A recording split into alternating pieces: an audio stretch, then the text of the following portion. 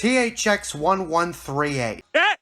He said it! He said it! Is the very first feature film George Lucas ever made, and wow, what an imaginary start. THX 1138 is a social science fiction movie set in a dystopian future, and since I expressed interest in reviewing it, some are eager to see me review it.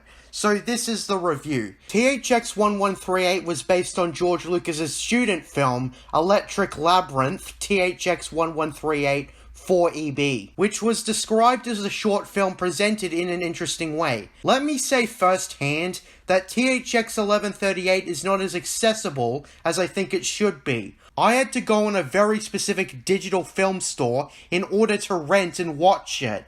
It's not on Netflix or Disney Plus or really anywhere that would be common sense. It seems that a lot of people don't know that much about this movie because of that. You all remember Faceless Bastard's annoying video asking me if I knew this and that? At one point in the video, she was like, "Did you know THX was the name of a movie and not just a yes? Yes, I knew that." I hate people who are like, "Did you know this? Did you know that? I'm way smarter than you." Never assume you know more than a serial plagiarist. I've seen THX 1138 and American Graffiti, both of Lucas's pre-Star Wars films. I must say firsthand that both THX and American Graffiti are way different than Star Wars. THX is probably the closest, but it's not that close, if that makes sense. To be honest, the main reason I watched this movie was because I was curious on George Lucas's previous endeavors. The version I'm watching is the special edition. Yeah, that's what I like calling it. It's the version George Lucas wanted to make, but couldn't at the time because the executives were stubborn jackasses. First thing I'll say about THX is that it's not the most watchable movie for everyone.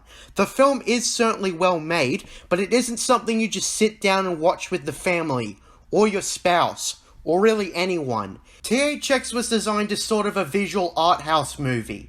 The short film that inspired this feature film had no story, and is only watched through visuals and whatnot. When I first sat down to watch the movie, the tone was depressing as hell, and the movie itself was unorthodox.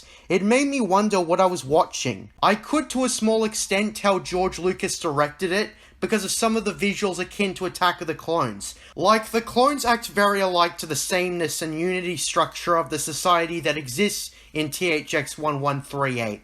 You don't watch this movie for the story or the characters, and that's by design. So, basically, what's this movie about? Well... Sexual intercourse is illegal. It is gross and disgusting and punishable by death. Yeah. In this dystopian society, people have suppressed emotions and sex is viewed as taboo.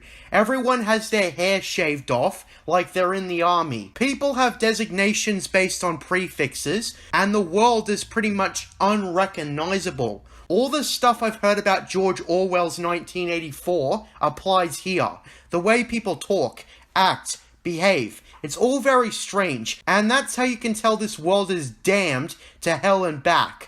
Basically, the protagonist, THX, works at a factory that makes these T-1000 looking robots that act as security. I somewhat wonder if this was the source of inspiration for the T-1000s, given they wear police-like uniforms. There's an accident at the factory that kills hundreds. Right off the bat, I needed to watch this movie with subtitles. It was hard hearing what the characters said because it was very quiet or through a radio. It's supposed to be part of the world, with characters talking completely unlike how anyone today talks. The plot is really simple, and I mean, it has the amount of story that a traditional video game has. THX goes home, his roommate replaces his drugs as she wants to have sex with him, and it works and they do have sex, but Sen5241, a co-worker, sees them do the heinous deed. This all leads to THX not working with his mind-affecting drugs and is put on trial for his crimes, where he is sent to a wall-less prison. From there, THX, Sen, who was also imprisoned, and a hologram that transpired into the physical world, SRT-5752, make their escape. The movie from there turns into a chase movie, and both Sen and SRT die, with THX escaping to the surface of the Earth as the city was underground this whole time. And that's the end.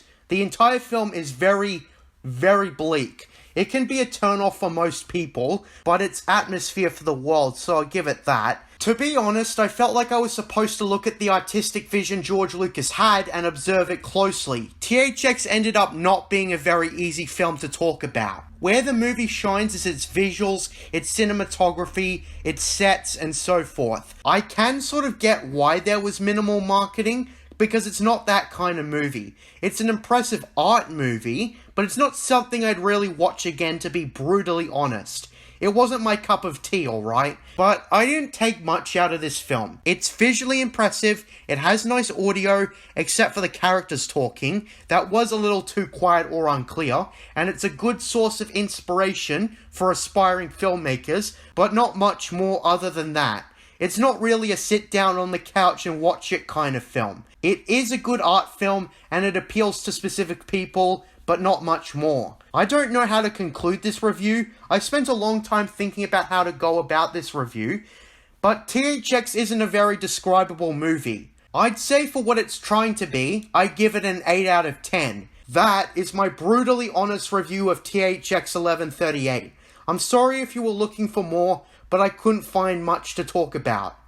I'm JJ Plagiarisms, and until next time, what are stories but mystery boxes?